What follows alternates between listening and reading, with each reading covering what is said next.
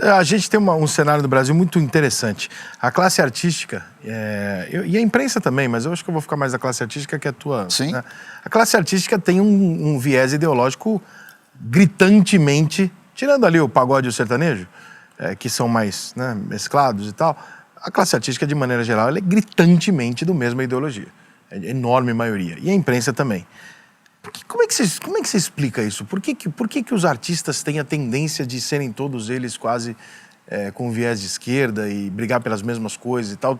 Então, não sei se você vê dessa forma, mas a campanha Ele Não, feita por quase toda a classe artística brasileira e a resposta na urna, tem que gerar um momento de reflexão, né? Em algum momento você tem que refletir. O que aconteceu aqui?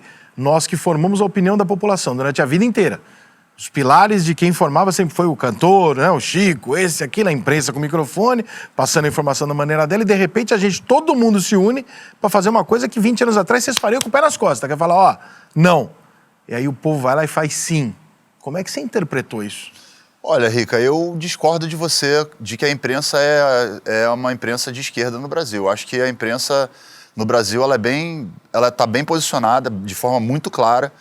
Nós temos 5 famílias que comandam a imprensa no Brasil. Isso já é por si só um problema grave, porque tira exatamente a democratização. Quando a gente fala de democratização da mídia, no sentido de expandir, tirar o poder de 5 grupos que comandam a informação que vai chegar no Brasil, para os brasileiros de modo geral. É claro que hoje a gente tem internet, então tem uma série de outras tá abrindo, né? variáveis que vão aí facilitar para que as pessoas possam identificar, mas a forma como a imprensa atua no Brasil ela é muito clara.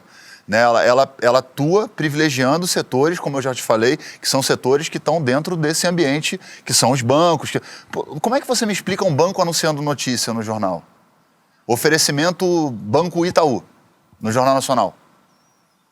Não tanto se é o Itaú que está bancando o oferecimento Itaú, ele que está bancando, de certa forma, a publicidade que está acontecendo. Será que interessa ao Itaú determinadas notícias Mas você acredita que a maior parte da publicidade é privada? A maior parte da publicidade não é privada. A maior parte da publicidade vai passar por 2 lugares. Os interesses de quem está no governo e os interesses, obviamente, de quem detém o veículo de comunicação. O veículo de comunicação está na mão das mesmas pessoas que colaboraram, por exemplo, para implementar um golpe de 64 no Brasil. Não, tudo bem, mas aí se você pegar... Então ela não é ideológica. Mas não são mais as mesmas ela pessoas, é A financeira. Globo mudou bem o Não foi a Globo que mudou. De um lado, não foi a Globo que mudou. Não foi a Globo que mudou. O que aconteceu foi que o Brasil passou... Veja bem, qual era o interesse, por exemplo? Por que durante a campanha do Bolsonaro, o Bolsonaro chegou lá dentro do Jornal Nacional com uma mentira, que era aquele kit gay, e não foi desmentido imediatamente, como aconteceu agora com o Trump nos Estados Unidos, quando o Trump tentou implementar coisas que eram falsas, mentirosas dentro da televisão. Você vê a mídia, de alguma maneira, ajudando o Bolsonaro? Não, eu não vejo a mídia ajudando o Bolsonaro. Eu vejo a mídia olhar para alguém, seja você, ou seja eu, ou seja o Bolsonaro, ou seja alguém, de forma que as pessoas que comandam, essas famílias que comandam, elas têm interesses, de alguma maneira. Algum interesse. Não estou falando de interesse só de grana que vai entrar ali, injetar na parte de publicidade, eu concordo não. Com você, mas... Eu estou falando no interesse, por exemplo, de uma reforma. Qual é a reforma que interessa? Por que o Bolsonaro não foi totalmente exposto até o momento? Porra! Não foi, não tem coisa para ser exposta? Eu acho que se eles tivessem, eles já tinham, porque eles procuram até na lata de lixo. Mas aí se tivesse exposto tudo, iria prejudicar uma reforma administrativa que está aí sendo lutada para ser colocada. Você acha que, de maneira geral, o que a gente está vendo, que é a imprensa e a classe artística absolutamente escancarada com o lado contrário pela primeira vez, de uma forma brutal, né? Nunca a imprensa foi tão clara no posicionamento político dela.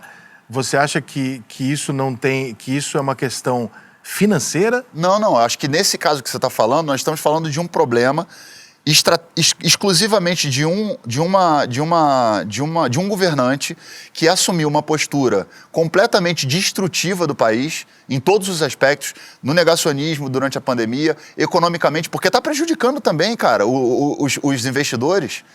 Tá Sim, prejudicando os o Brasil tá investidores. fudido, claro, sem dúvida. Entendeu? Então, assim, a imprensa hoje que está aí, de uma certa forma, batendo no Bolsonaro, ela não está batendo no Bolsonaro aleatoriamente. Para ela, seria muito melhor que o Bolsonaro estivesse trabalhando corretamente e estivesse atuando para o mercado financeiro, estivesse atuando para as grandes empresas, para quem elegeu o Bolsonaro. Quem elegeu o Bolsonaro, desculpa, cara, não foi você, não foi o pobre. Quem elegeu o Bolsonaro foi um grupo de pessoas que entenderam que o ódio que existia contra o PT estava sendo canalizado bem pelo Bolsonaro. Então enxergaram no Bolsonaro a forma de chegar até o poder, porque existiam outros 8 ou 9 candidatos de direita ali que poderiam implementar uma agenda liberal, que nem o Bolsonaro nem liberal e que poderiam estar conseguindo, de alguma maneira, estabelecer esse vínculo, vamos dizer assim, político com a parte de centro-direita e a direita do Brasil, que sempre esteve no poder, tirando o período do governo Lula, né, que efetivamente era esse o interesse. Então, quando a elite, repito, a elite econômica do Brasil olha para o Bolsonaro, ela não enxerga no Bolsonaro competência, ela sabe que o Bolsonaro é um incompetente. Bolsonaro ficou 28 anos no Congresso Nacional e não fez nada por ninguém, nem por você, nem pela Polícia Militar, que ele gosta de tirar onda, de falar que defendeu polícia, etc. Nunca fez nada por ninguém. Nada. Nem ele, nem os seus filhos. Não fizeram nada por esse país. Só que eles fizeram uma coisa. Eles canalizaram o ódio ao PT. E quando as pessoas queriam tirar o PT nas urnas, quem canalizava melhor era ele. Por quê? Porque o Bolsonaro era um Doberman, era um Rottweiler com sangue na boca, e o Amoedo era um Pinscher, que não conseguia comunicar. O Amoedo tem um carisma... Então, o Amoedo... O que seria melhor para o Brasil? Um Bolsonaro ou uma pessoa de direita, vamos dizer assim, levando ideologicamente, Entendi. ou uma pessoa de direita que iria ali implementar. Só que uma pessoa de direita que não fosse o Bolsonaro não tinha condição de combater ali aquele momento com o PT, que estava polarizado. O Brasil está polarizado. Então, essa elite enxerga no Bolsonaro essa pessoa. Se não tivesse chegado a pandemia, infelizmente, a gente passou por esse momento, essa crise, que levou 608 mil pessoas, provavelmente o Bolsonaro estaria governando da forma como ele ia governar, com os interesses de fazer as reformas que são interessantes para os setores ideologicamente à direita do Brasil, que incluem, inclusive, a própria imprensa, né, que muitas vezes a gente viu aí durante o período, por exemplo, do impeachment da Dilma, a esquerda falava, a imprensa golpista, e a direita, a galera que se identificava como direita, tipo, beleza, tá ok. Aí, de repente, teve um turn-off da parada.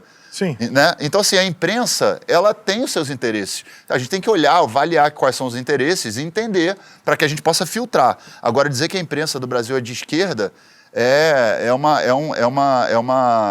visão muito, muito, muito deturpada em função desse contexto que está acontecendo agora, onde qualquer coisa que esteja contra o Bolsonaro se torna imediatamente à esquerda.